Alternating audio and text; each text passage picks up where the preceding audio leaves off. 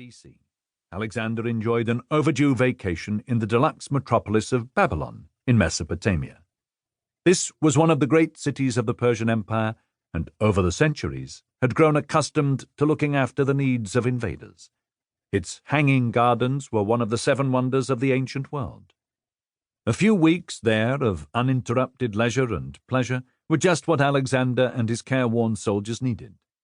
The youthful Macedonian monarch had spent a good 10 years fighting his way non-stop through the Persian Empire to its Indian frontier, deposing the great king and seizing power himself.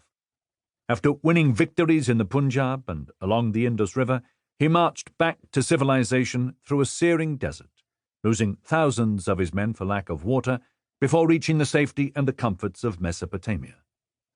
Alexander was still a handsome man in his prime, whose triumphant past augured a shining future. His next and imminent project was to establish commercially viable townships along the Arabian coast. A port had been specially built near Babylon to house a new fleet. Meanwhile, the army prepared to march south by land.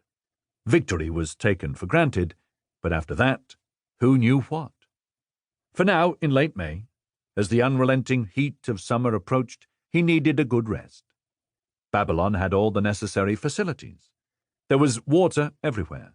The river Euphrates, on its way to the Persian Gulf, passed through the center of the city and poured into the moats that lay alongside the lofty defensive walls of baked mud brick.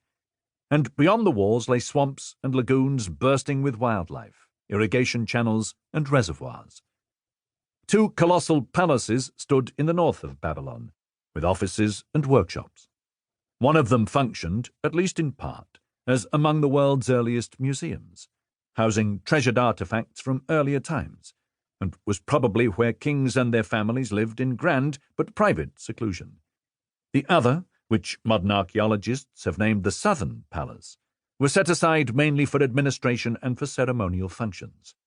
Offices and workshops surrounded 5 courtyards, one of which opened onto a vast throne room whose walls were glazed in blue and yellow tiles and decorated with floral reliefs, lions, and fan-shaped designs suggesting the fronds of a palm tree.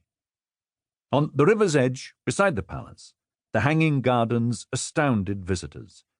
A set of ascending terraces, angled back one above the other, rested on great brick vaults. Each terrace contained a deep bed of earth and was planted with trees and shrubs. The effect was of a wooded hillside. A staircase led up to all the floors, and water drawn from the river by mechanical pumps irrigated each tier. The story was told that Babylon's most successful king, Nebuchadnezzar II, constructed the hanging gardens for his wife, who missed the mountains of her childhood. In principle, there was nothing so very unusual about them, for they were a condensed urban version of the large walled garden or park, much favoured by the wealthy and the powerful, who sought refreshing green relief from the parched landscapes of the East. The Greek word for such a garden was paradisos, from which we derive our paradise. As the design of the hanging gardens goes to show, the people of Babylon and other Mesopotamians were skillful managers of water. They built canals and irrigation systems, and just to the north of the southern palace they constructed what seems to have been a large reservoir. On the eastern side of Babylon, an outer wall formed a first defense against attack, and enclosed large areas of less populated ground. It led to a so-called summer palace, 2,000 meters north of the main city. Here ventilation shafts counteracted the heat of the day and, away from the crowded city centre, afforded some relief to the ruling family. The palace may also have functioned as a military headquarters. There was certainly plenty of space for an army encampment nearby. Alexander preferred being with his men to living in the city, and spent time in the royal tent or aboard ships on the river. So whether there or in the palace, he oversaw preparations for his Arabian expedition and relaxed. The navy was approaching a state of high readiness, and an intensive training program was underway. Different classes of warship raced against one another, and the winners were awarded golden wreaths.